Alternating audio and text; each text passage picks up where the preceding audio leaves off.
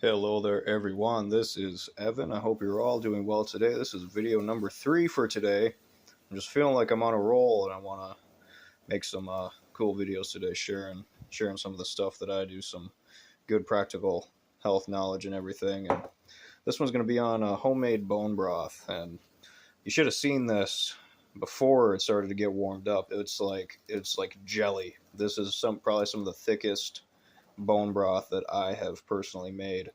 And then you see there's still like some fat in there. I just keep all that stuff in myself. You can scrape the fat off the top once you're done making this stuff. But I warm this up to about 140 degrees or so, and pour back in the jar, and just sip on it.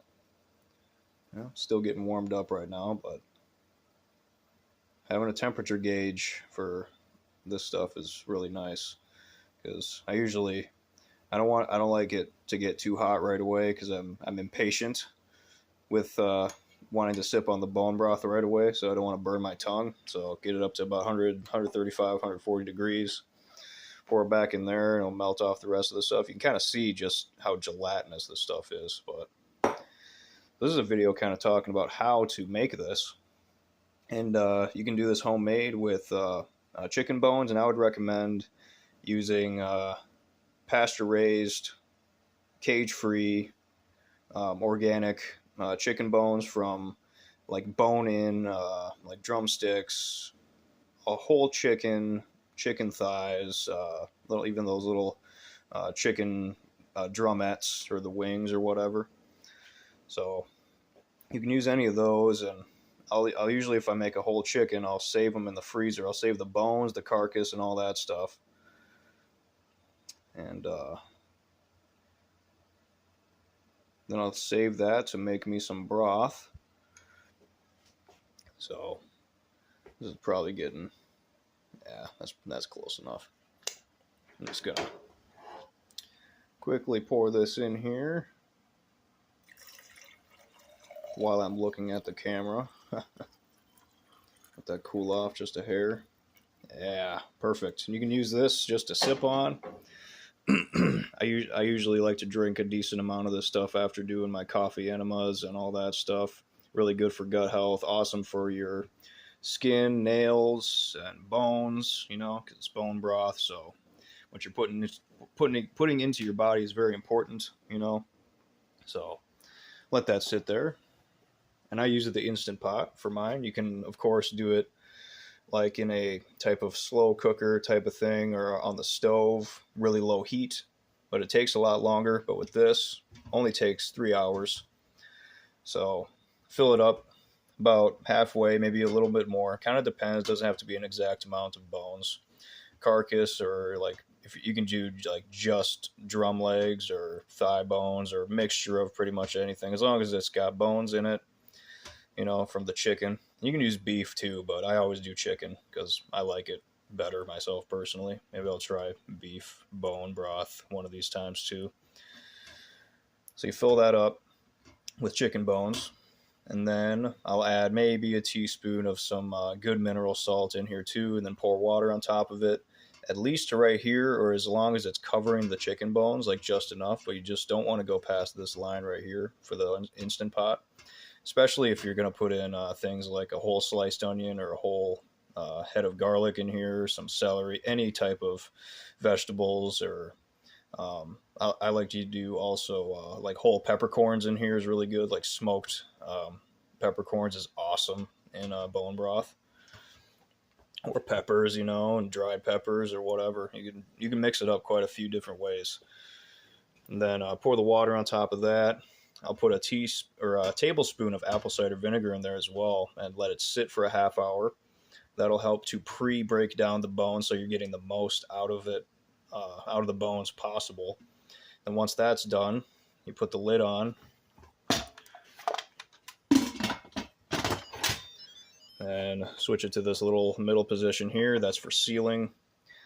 And then hit the manual, and then 180 minutes. And if it's on a really low minute setting, like it'll usually start off, I think, with 30. You just gotta manually go all the way up to 180 minutes, which is 3 hours. So, of course, I'm not cooking right now, so And then after the 3 hours, it'll go to low. I usually let it sit for about 10 minutes on low, and then flip that. All the steam will release, and you want to wait till all of it is released. And there's a little metal thing back here that'll drop when all of the pressure is released, and then you want to open it. I think there is like a fail safe in here where if you try to open it and the pressure is on still, it won't let you. But do not try to do that. It's a very bad idea. I've never tried doing that, and I don't know why anybody would. But figured I would say that for all y'all reckless types out there. And then once that's all done, I let it cool off, and I got these 2-quart jars that I use. I can usually fill up about 6 of them on each one of the batches, depending on how much water's in there, sometimes a little more. But I just let them cool off right here and put the lids on them, and then put them in the fridge, and you got this awesome homemade bone broth. And this stuff, it's really good, really rich. It's just fantastic tasting, and like I said, really good for gut health. Tons of minerals in there, and actually a lot of protein. It's basically liquid protein. Awesome for internal organs and muscle building and all that good stuff. So can't go wrong with it. You can even use it in cooking applications. You can cook rice in it. You can cook vegetables in it.